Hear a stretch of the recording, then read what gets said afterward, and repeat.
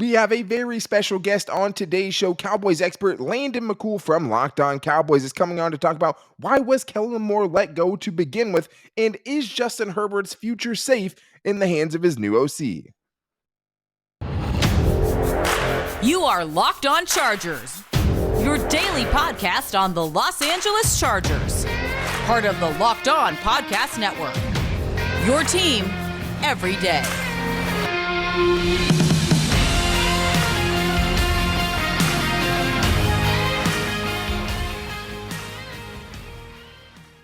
What is up, and welcome into the Locked On Chargers podcast. I'm your host, Daniel Wade, and David Drogmeyer was unable to make because of power outages in Texas, but we've been covering the Chargers now for 7 seasons together, and this is our 5th season as a host of the Locked On Chargers podcast, bringing you your team every day. Thank you guys for making this your first listen today, and to make sure you never miss the show, go subscribe to the Locked On Chargers YouTube channel, and also follow the show for free on all platforms wherever you get your podcast from. But I'm very excited about Landon McCool coming on today because I do have a lot of questions about getting the inside on why Kellen Moore, as such a good offensive coordinator, getting head coaching interviews, was let go by the Cowboys. How much of it was the power struggle between him and Mike McCarthy, and how much of his offense last season did Mike McCarthy have to do with, right? And I think the other biggest thing is, can you trust the future of Justin Herbert in this man's hands? Is he in good hands with Kellen Moore? And we'll also talk about, how much of the good and bad of Dak was because of Kellen Moore. But also, one thing I wanted to get to the bottom of, is Kellen Moore saying the real thing when he says that he's going to make the offense around the Chargers' best players? And Landon says, we've already seen him do that with the Cowboys, which I think is a huge benefit. But today's episode is brought to you by LinkedIn. LinkedIn Jobs is the best place that you can find the candidates that you want to talk to faster. Post your job for free at linkedin.com/LockedOnNFL. Here he is, Landon McCool.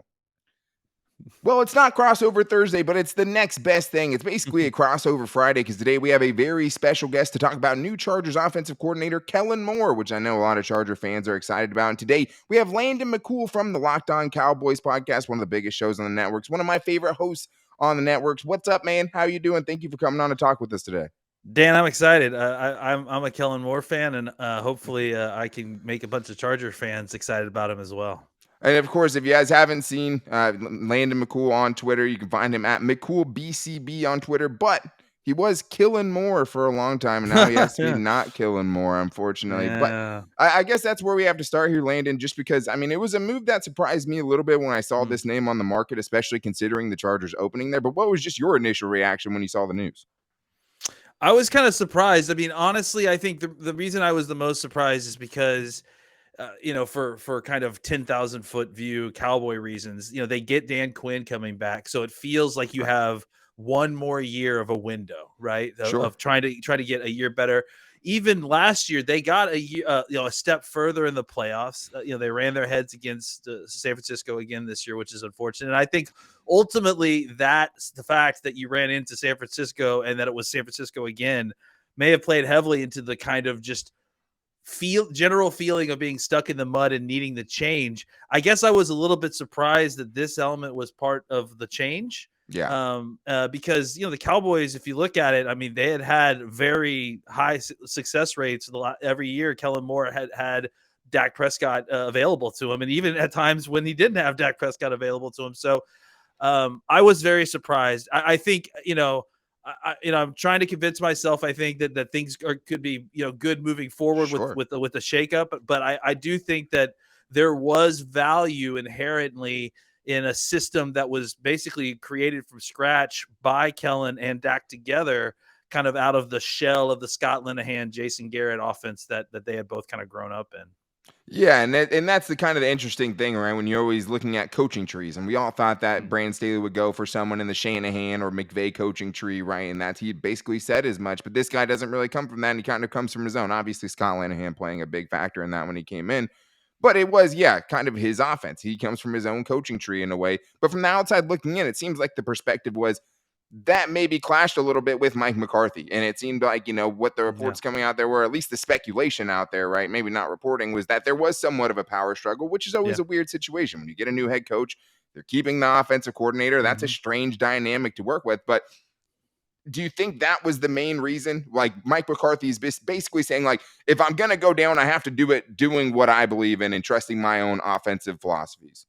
Yeah, 100%. And honestly, I think that the biggest concern I have with this move really is that for the Cowboys and the Cowboys perspective, Yeah. it's such a shift from what Kellen Moore is going to be calling for y'all and the West Coast offense that we are likely moving into with Mike McCarthy. So I don't necessarily think that, for again for the Cowboys side that it's going to be detrimental. I just think it's an odd shift, like especially with the Cowboys in kind of a reload instead of a not necessarily a rebuild mode. Right. You're Uh, right but there. You want a but playoff team. you guys, I mean, are the benefit factors of that. Obviously, everyone on the Cowboys side of it when he got hired by the Chargers are saying, I mean, look, he got hired 20 minutes after the Cowboys It was let so him go. weird, right? It's so Yeah, quick. well, I mean, it's weird because you just don't see it very often where an offensive coordinator who's basically interviewing for head coaching jobs because Sure. he's such a good offensive coordinator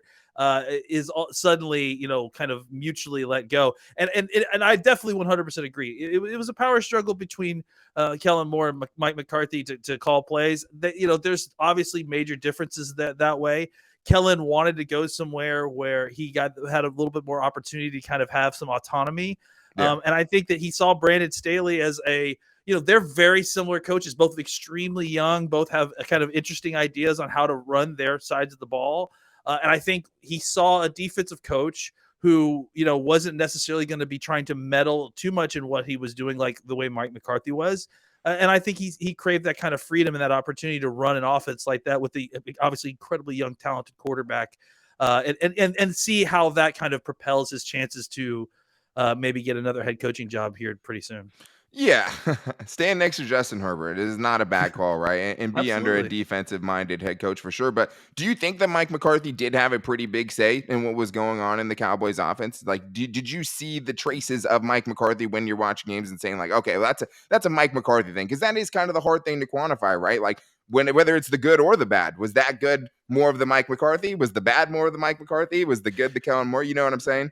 Well, I mean, and honestly, I think selfishly, that's kind of part of the reason I'm fascinated to see exactly what happens when he goes to the Right. Chargers is because it's hard to say. It's What so what hard to is quantify. what Sure. what what what is pulled all the way from Scott Linehan and Jason Garrett? What did Kellen pull all the way from Boise State? What Sure. is he taking from Chris Peterson. Yeah. slant flat looking West Coast offense that he's learning from McCarthy? It's hard to know. So I think that's going to be what's interesting to see. I will tell you that I think the things that were frustrating, and we could talk about some of the downsides of it because obviously I don't Sure. want to be completely sunshine all about all of it. But I Right. mean, Nobody I is. think we talk about some of the downsides. Some of that stuff, is Kellen Moore, Jason Garrett, Scott Linehan based, right? Right. Like, so I think that some of that stuff that we could talk about will probably make its way to the Chargers, and it'll be interesting to see exactly how that plays itself out. We're going to get back to Landon and talk about why he thinks Justin Herbert is in good hands with Kellen Moore and also the ups and downs of Dak under Moore. But I do need to tell you guys first about the best place to try to find qualified candidates for your job. And of course, I'm talking about LinkedIn Jobs. As a small business owner or hiring manager, you know that success in 2023 all depends on the team members you surround yourself with. That's why you have to check out LinkedIn Jobs, because with LinkedIn Jobs, you can hire qualified candidates more efficiently by matching open roles with the people who have the skills. And that's the thing. You want to get your business off to a good start in 2023. It's not about how many applications you get or resumes, which you can get as many as you want, right? It's about finding the qualified candidate, finding someone who's going to be able to fit in with your team. Because guess what? You can get a qualified candidate. If they don't fit in right, it doesn't make a difference, right? It's not going to help your business. You can find the best candidates with LinkedIn Jobs. My wife uses it every day as a recruiter, and it's just something where you're going to find the person and the right fit for your company, because LinkedIn Jobs makes it easy to screen and rate applicants based on your job qualifications all on one platform. And it's why small businesses rate LinkedIn Jobs as the number one place in delivering quality hires versus leading competitors. LinkedIn Jobs helps you find the qualified candidates you want to talk to faster. Post your job for free at linkedin.com/LockedOnNFL. That's linkedin.com/LockedOnNFL to post your job for free. Terms and conditions apply. Right. And then that's, for Chargers fans, it's like, okay, well, hey, this guy was good. Let's see what looks like when it's all him, right? When he doesn't have someone Yeah. looking over his shoulder. And I think that's what a lot of Charger fans are telling themselves, right? Hey, it could even be better. But it's still surprising. Guys like this, offensive coordinators of top 10 units just don't become available very often. But I think the biggest thing for Chargers fans is Justin Herbert, right? That is the Yeah. biggest thing. That's the biggest concern. He's going in with his third offensive coordinator in this fourth season. Had 4 offensive coordinators in college, right? So he's like 7 and 8 years right now going into this. And, hey, if Kellen Moore does great, he might have to have another offensive coordinator next year, right? And that's just kind of the way it works, especially with the defensive-minded head coach. But I think what Chargers fans want to know is Justin Herbert in good hands? And I think a different Cowboys way to kind of ask that question is, did he do a good job with Dak? Did he help Dak grow into what he is now? Yeah, absolutely. I mean, I think him and Dak grew together. Sure. They were. I mean, I think people may forget outside of Dallas, but they were in the quarterback room together growing up. Like, when Kellen was still playing in the NFL, which is crazy. I 100% remember the day I was standing 20 feet away when Kellen broke his leg in that training camp practice, and suddenly Dak became the guy, and then suddenly 2 years later, Kellen's the offensive coordinator and Dak's the hot starting quarterback. So, it's crazy how the NFL works. To your point about Justin, I think what you're going to get now is, I think with a little bit of the leash off now is lots of opportunity for down the field. I think that he likes to attack down the field, and Dak's yards per attempt is really high when he's healthy and when he's with Kellen Moore. I think that you're going to definitely see a guy who's going to add a high level of creativity. You'll see trick plays, some of it good, some of it not so great. But he definitely will mix it up. He'll do per opponent stuff. He'll find skill sets of players in your offense and find ways to get them the football, not necessarily traditional manner, whether it's, lining a wide receiver up in the backfield and having him run the football. He did some of that with CeeDee Lamb, and jet sweep stuff, quarterback, wide receiver throwing stuff. We had, when we had Cedric Wilson, he had like several different plays where Wilson would take a reverse or a double pass situation. So all that stuff's in the playbook. But I would say, just generally speaking, it's a Coryell based system, numbered system. So the kind of downside of this, and obviously what you saw with Kellen Moore, is that, and again, this is where I'm interested to see, kind of trying to parse what part of this is McCarthy, what part of this is Kellen Moore. And big moments, there is a tendency to call the game a little tighter than you'd like. And I think that's really, I think my criticism of Kellen Moore, and that's why I was like kind of hoping they wouldn't let him go, is because I do think this isn't I think this is a young play caller working through it. But I think, at times when things are tight, and maybe this is Dak, maybe that's what he's comfortable with, you started to see more just all curls calls. Just all curls, like in big third down situations where you're just like not a ton of creativity. It just feels like things got conservative, which is especially frustrating because you see so many interesting concepts throughout the season that he's out there. I mean, there's clearly a reason why this offense, with a lot of different injuries at different spots, was able to kind of put up huge numbers offensively, for the almost every year that Kellen Moore was here. So I think you have that to look forward to. But I also think that there's times where, and I have to say, it reminds me of Brandon Staley in some ways, right? Where you're just amazed by a lot of what he's doing, and you're so excited you got such a brilliant young coach. But there's times when the big stuff starts to get tight, and you see the youth there, and you see the, he's going to get conservative here, and you don't, and that's not what you want to do. You want him to be aggressive, even more aggressive than he was before. And you don't see that. And so that's what I'm hoping, is that he gets with y'all and then they both kind of grow in that way together, because, what you see in between the 20s of a regular season, right, is some really, really, really good stuff. Well, and I think when the seasons end the way they do, right, for the Cowboys in the playoffs, especially a good defense, right, the offensive output, not what it needed to be. And I think the other thing is, too, is just like, okay, Dak's interceptions, right? How much of that is Dak? How much is that is the play calling and things like that? Like, that's fair.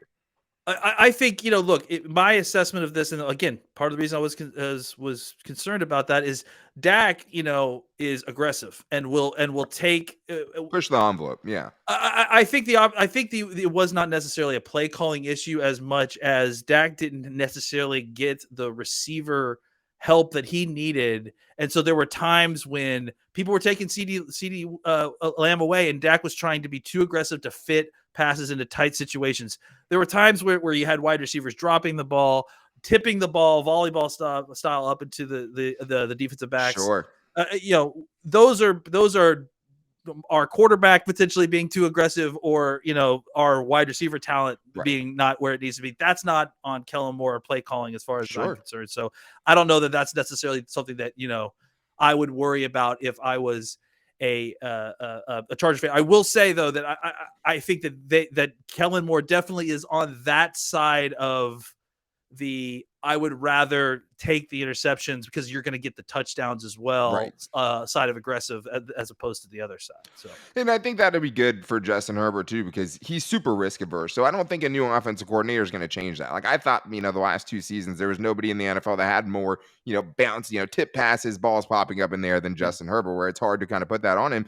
But going back to what you were saying about Joe Lombardi, or if not Joe Lombardi, Kellen Moore, in those crunch time moments for Joe Lombardi, he was running stick in space, right? And all these times, so many batted passes, right? What's part of the batted passes? Well, predictability is part of it, right? Arm angle and things like that is part of it too. But a lot of it's like, hey, other teams know when you're in 3rd and 4, you're going to run stick in space, and everyone knows where the ball is going, which leads to tighter windows, which leads to players making plays on the football.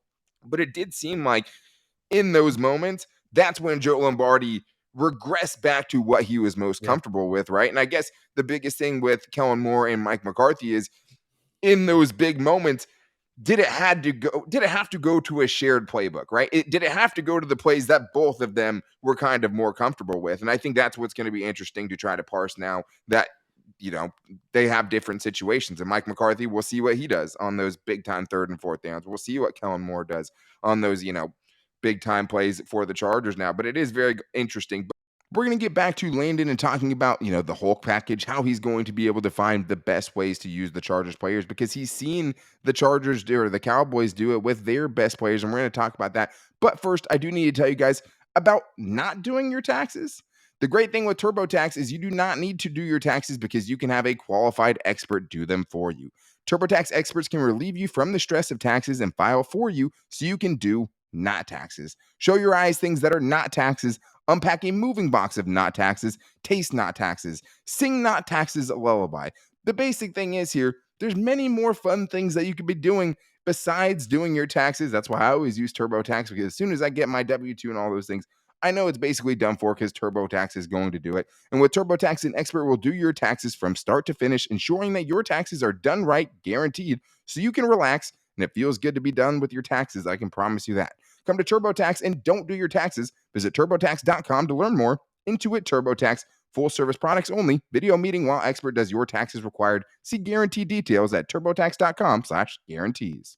But I want to touch on something you brought up before, which is just how he uses his players. I know one thing that has been sweeping the Chargers nation is the Hulk package, right? Going wishbone, getting 2 offensive linemen kind of in the backfield playing running back, sometimes running routes with those guys, getting a lot of beef on the field, as I believe what Zach Martin's exact quote was for it. But I think Chargers fans are going to like that because it seems like what you're saying is, and it's what he said, but everyone says it, right? Joe Lombardi said he's going to build the offense around Justin Herbert and get the most out of his players. That's what you say when you're an offensive coordinator. Yeah. That's but the it line. Seems like, right? Yeah, exactly. But it seems like you would characterize him more as someone who is going to look for the strengths in his players, try to get them in those situations, as opposed to being like what he said, I'm not just going to drop the Dallas Cowboys playbook in here and say fit in. Yeah, no, he's put his money where his mouth is in that regard. I mean, and obviously the whole world has seen it, right? Connor McGovern, I honestly think was a much better player at fullback than he was at guard, last year. So, I think that, whether it's that, whether it's like I said, moving key receiver types into have him play running back, moving Tony Pollard around and having him run routes, finding, abilities of these guys and then moving them where they can. I'm pretty sure Terrence Steele caught a touchdown pass or a 2-point conversion last year. So it's not just talk with him. Right. And honestly, I'll say this too. Like, I mean, the Cowboys have had at times, especially while Kellen Moore was here, a very talented offense, like including 3, number 1 considered wide receivers at different points. That stuff didn't really go away even then. you know? Sure. So I would say that is kind of part of his DNA. I mean, if just you have to go back to that game of Boise State. I mean, I think he was involved necessarily, but that Boise State Oklahoma game, Best where game ever, dude. where they ran that trick play, and it's like, and that's what's in his DNA in a large degree. So even there are Most Charger times, fans are scared that it's going to be Zeke Elliott snapping it to Dak Prescott as far as the trick plays go. That's a yeah, frustrating thing. I mean, a fair thing. That was obviously a Hail Mary sort of situation at best, Yeah, beyond a Hail Mary situations. But yeah, sure. no, I think there But will even then, he's trying to do definitely be something. those moments though, Yeah, but where like you're even like, then, he's he's trying heat to just do checking too something that's much, you different know? than just, okay, hey, Yeah, we're gonna lateral it 100 times, which everyone yeah, does and works, yeah. 0.5% of the time, right? And it's like, I Yeah. understand trying to do something different there isn't a crazy thing. He's big on, like, and he talks about it too. He's big on, like, watching tape of what other people are doing in college and the NFL, and then kind of trying to find a way to incorporate new ideas into stuff. So, Yeah, at the very least, it won't be stagnant. It won't be like stale after a while. The problem is that, does he try to rely on the very basic parts of his playbook when he needs it the most? And then the downside there, right, is that when you have a creative playbook and you work on all that other stuff, you're not as good at all curls as the team that right. goes out there and just runs all curls Part of their every day in DNA. practice. You know what I'm Sure. saying? So Yeah. that has been a problem with him too. And that was kind of the problem last year. Is last year I wanted him to find a staple, something that he could rely on at times, and then kind of continue to like build around it. Because there were Yeah. times at the end of the season last year where it felt like the Cowboys offense, despite all the talent they had, couldn't figure out something to rely on them when they needed a 3rd and Yes. 6 to win the game. What are you calling a play that will win? They Right. didn't seem to have that play despite all the talent that they had. Totally. I mean, I totally can see that. One last thing, Bush, before we get off here. One thing that I thought was interesting too, obviously Cooper Rush, right? The 4-1. And I Yeah. think that's where you see it's like you can't just make Cooper Rush fit into exactly Dak's shoes, right? You had to do something different. And you saw it in real time, which is something you don't often get to see.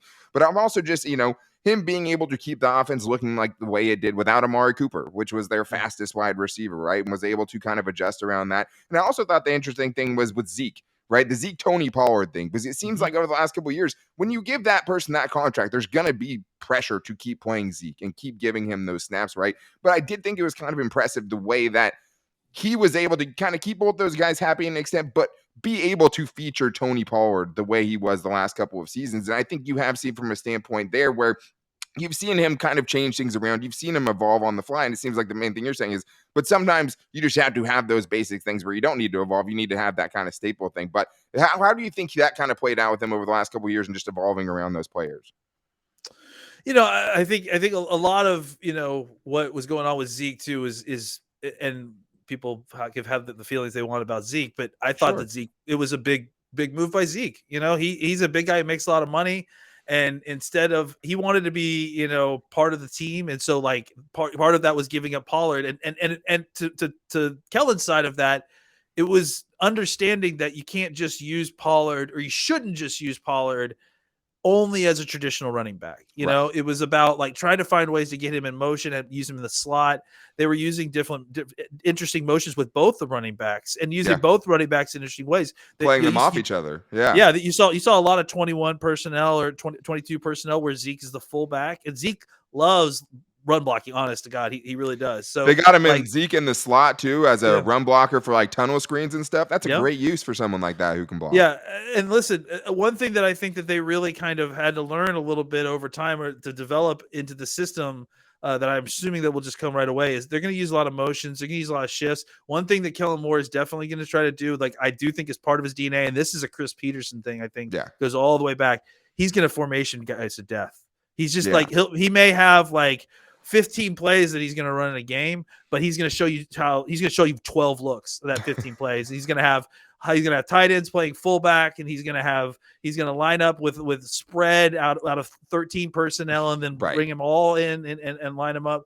That's big in what Kellen Moore does. So be on the lookout for that. And that's, and I think a diverse run game that, I think that's part of what he will carry with him from Dallas, is that Dallas, has throughout the years, and they've just kind of collected offensive line coaches and run game coaches. He'll take a very kind of deep, wide zone based and power based, a nice blend of both run game that'll kind of really help open up Justin Herbert, I think, as well. And that answers my last question, because the running game is such a big part. The Chargers' biggest weakness last season offensively was their running game, right? But it's hard when you have somewhere like Dallas who has, literal Hall of Fame offensive linemen over there, where it's like, how much is each, right? How much credit do you give to each of these guys? Plus good backs like Tony Pollard and Zeke, and being able to use him more short yardage near the goal line, right? And that's probably going to kill your yards per carry, but that's probably the best way to use him at this time in his career. So I think that impressed me too, just how he was able to figure that out. But the Chargers need to get better in the running game. But hey, thank you so much for your time, Landon. We really appreciate it. I know Chargers fans had a lot of questions about Kellen Moore. It was great getting the Cowboys side of it, right? Because most people only have, the Cowboys friend that they hate, and they're just saying, good luck with that dude. He was ruining Dak this whole time. So thank you for kind of enlightening us and giving us that perspective of the good and the bad of Kellen Moore. We really appreciate it. Absolutely. And I'm happy to come back and we can do a check-in to see exactly how it's going. Hopefully a victory lap. Yeah, exactly. Because I think it's interesting to Cowboys fans as well to see exactly how this plays out. Well, that was hugely insightful. It's always great to get the other team's perspective. And it seems like from his perspective, it doesn't seem like he wanted Kellen Moore to leave from the Cowboys. But it was interesting to hear about the power struggle, and great to know that Justin Herbert is in good hands. But that's going to do it for today's show. We will be back with you guys on Monday. And I promise you, David Drogemeyer will be here too. If I have to fly to Texas and, manually start his power back myself, I will get it done. But to make sure you guys don't miss any episodes, subscribe to the Locked On Chargers YouTube channel, and also follow the show for free on all platforms wherever you get your podcast from. We also post the show every day to all of our social media. So you can follow me on Twitter at DanTalkSports, and you can follow David Drogemeyer on Twitter at DroTalkSD. His DMs are always open, or the show's Twitter at LockedOnLAC. You can also find our Locked On Chargers Facebook page and at Locked On Chargers on Instagram. If you guys want to call and get your voicemails in, you can do that at 323-524-7924. Get a 30-second question in there, and you can show up on the next Chargers mailbag show that we do. But thank you guys again, especially when not everything's going great. We still wanted to get a show out for you guys. Thank you for making us your first listen. If you need a second listen, make sure to subscribe to the Locked On NFL podcast and get daily conversations on the biggest NFL stories, plus in-depth analysis of the biggest game with NFL key predictions every Friday, and Monday, local insiders cover the weekend with game-to-game episodes. So make sure you guys check that out and keep making us your first listen wherever you get your podcast from. We'll be back with you guys on Monday. Next week, we have a salary cap expert probably coming on. Might get into mock draft Monday and talk about some first-round picks for the Chargers. But to make sure you don't miss it, make sure you're back here on Monday. But until then, take it easy and go Bolts.